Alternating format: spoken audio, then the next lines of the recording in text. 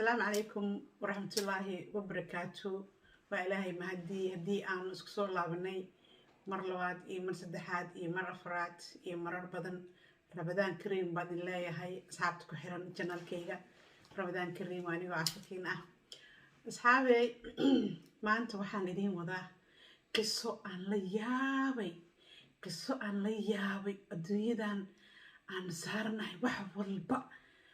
maalin walba waxaad ku arkaysaa wax kaa yaabiyo oo madaxa gal karin. maanta waxaan idiin wadaa nin aabe ilmihiisa ku koriyay hooyo la'aan uguna sheekeeyay hooyadiin way idin nacday oo way idinka tagtay wuu ugu sheekeeyay carruurtiisii isaga ayaana gacantiisa ku dilay. asxaabay ninkaasi qisada magaceedu waxaa la yiraahdaa ninkii ilmihiisa korsaday una sheegay dadka in ay hooyadood dayacday oo ay nacday baa la yiraahdaa qisada. asxaabay qisadani waxay ka dhacday maanta waxaan aadaynaa qaarad kale soo raaca Australia aadaynaa maanta. qisadani waxay ka dhacday Australia magaalo yar oo maxay ay la yiraahdo magaalada waxaa la yiraahdaa Peninsula ayaa la yiraahdaa. magaaladaas waa magaalo yar oo tuulo ah ay ka dhacday qisada tan. waxaa isqabay asxaabay gabar la yiraahdo Colleen oo gabar dhalinyaro ahayd markaas adigu waxay ahayd 24 jir iyo nin dhalinyaro ah isagana la yiraahdo Joffrey ayaa isqabeen. waxay ahaayeen dad degan meel tuulo ah. Colleen waxay ahayd hooyo aad carruurteeda u jecel oo aad ma aragtay oo shaqo badan oo hooyo adag bay ahayd Colleen. Joffrey ninkii la yiraahdo isagoo qodiisu wuxuu ahaa nin shaqaysta balse gabadha Colleen ah siday carruurta ku ahayd isagu kuma uusan ahayn. waxay ahayd qof karti badan, waxay ahayd qof ma aragtay shaqada guriga shaqada banaanka wax kasta iyadu qabata bay ahayd gabadha Colleen la yiraahdo. Colleen iyo Joffrey waxay haysteen laba gabdhood bay lahaayeen. xilligaas mid waxay jirtay sanad iyo bar waxaa la oran jiray Mary, mid kalena waxaa la oran jiray Cara. laba gabdhood bay lahaayeen. asxaabay maalin maalmaha ka mid ah baa waxaa dhacday ninkii Joffrey ahaa gabadhii Colleen ahayd bay murmeen. habeen bay murmeen. markay murmeen gacantiisa ayaa maaragtay u control waay ninkii Joffrey ahaa gacantiisa control waay way murmeen. markay murmeen waxbuu ku dhuftay bir buu hayay buu halkaa madaxa kaga dhuftay. gabadha naftaba dhulka lama dhicin waa Colleen. isla daqiiqadii way dhimatay. wuu naxay wuu argagaxay xanaaqiisu control waay wuu soo qaaday. habeenkii waxay ugu bariday kushiinka jikada meesha la yiraahdo bay ku bariday gabadhii Colleen ayd meydkeedii. bes wuxuu sameeyey ninkan isla markiiba intaan waagu bariyin wuxuu ku duugay meeshii deydkiisa jardiinka gurigiisa jardiinkiisa buu ku duugay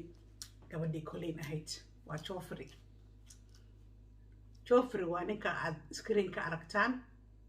halkaasaa hadda waa maxay ahayd markii xukunku ku dhacayo wuxuu jiray Joffrey 27 jir buu ahaa.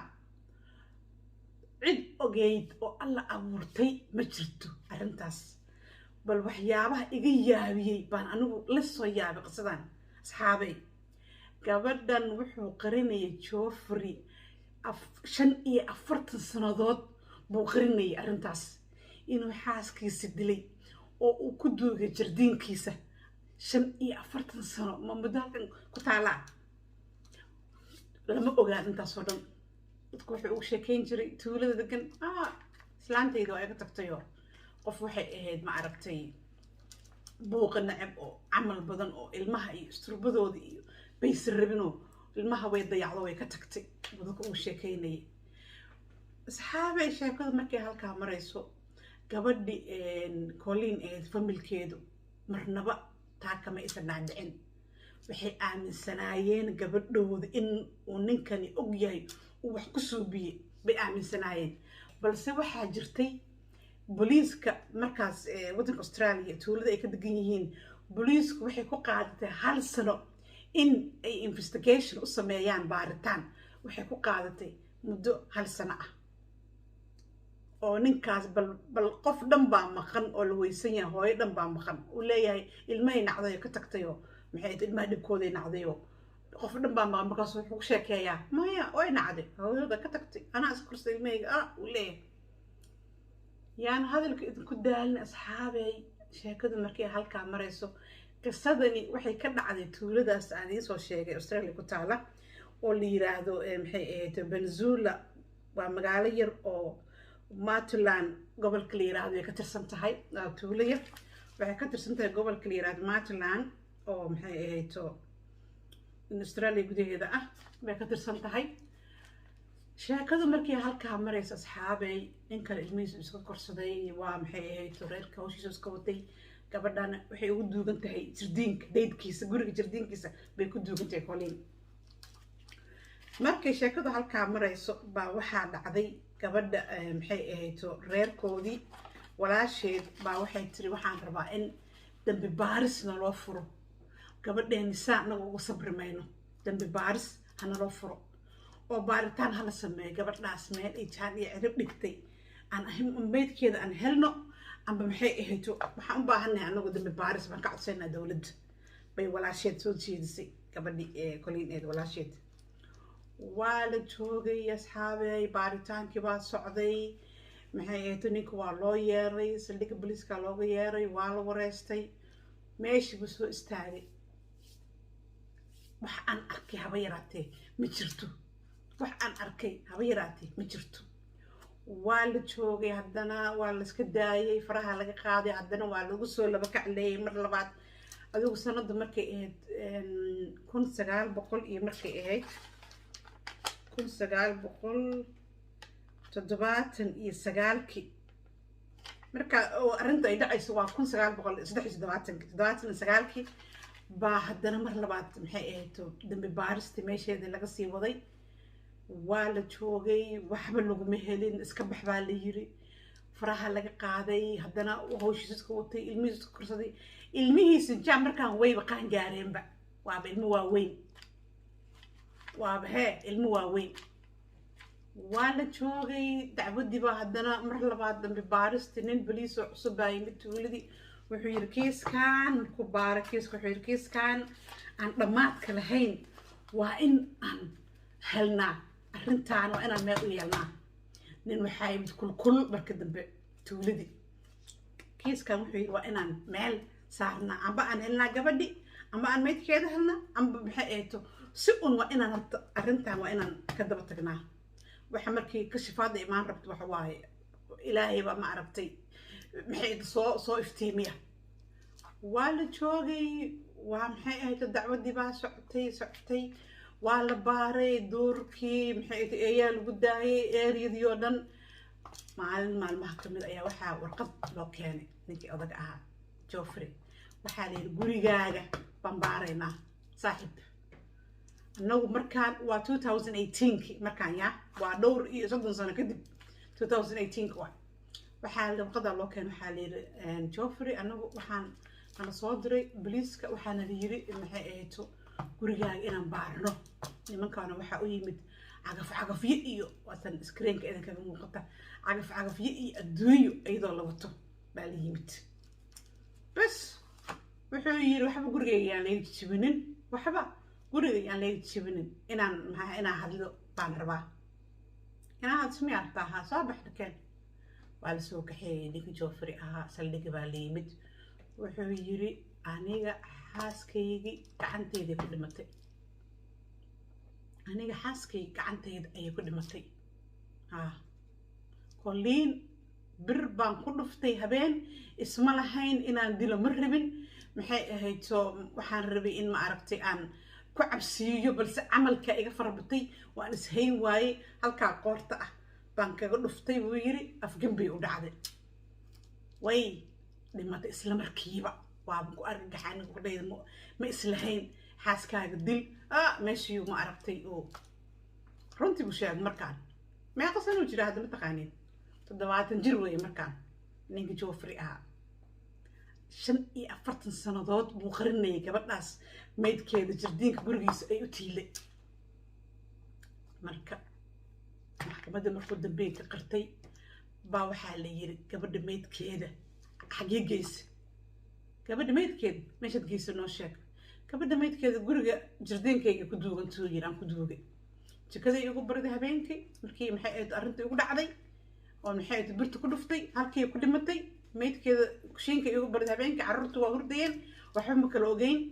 marka maxay ahayd halkaasaan ku bariyey subaxii baan ma aragtay habeen aan godkaan u qoday gaadheenka halkaasaan ku duugay marka waa kaasaa waa la yimid xaafadii oo dhan baa isku soo baxday waa la yaabay waxaa la yiri see ku dhici kartaa intaasoo sanadood see ku dhacday in la ogaan waayo ninkan gacan ku dhiiglaha ah waxaas kas dilay waddanka cadaalad ka mujid dadkii dhan waa isku soo wada baxeen maxay tahay cadaalad darradan waa maxay tahay sidaan intaasoo sano waay loo baari waaye booliisku daacad ma ahan booliisku inay maxay ahayd ummadda ma aragtay wax u qabtaan ma rabaan adigu waa la isku soo baxay tuuladii oo dhan baa la soo baxay saf magaalada dhammed waxaan ku leeyahay saas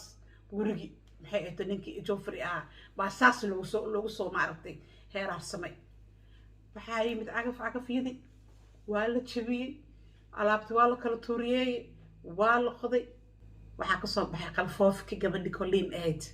qalfoofkeedii baasaa looga soo saaray dadkii wada fiirinay dariskii oo wada safan meesha dhooban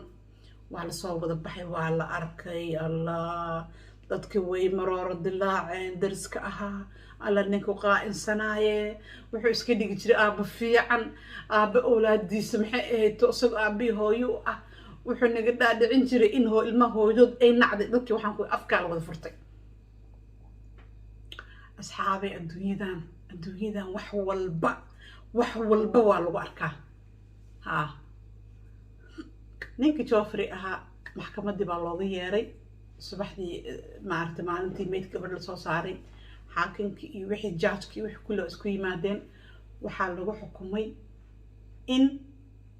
xabsi daa'in lagu uu mutaysto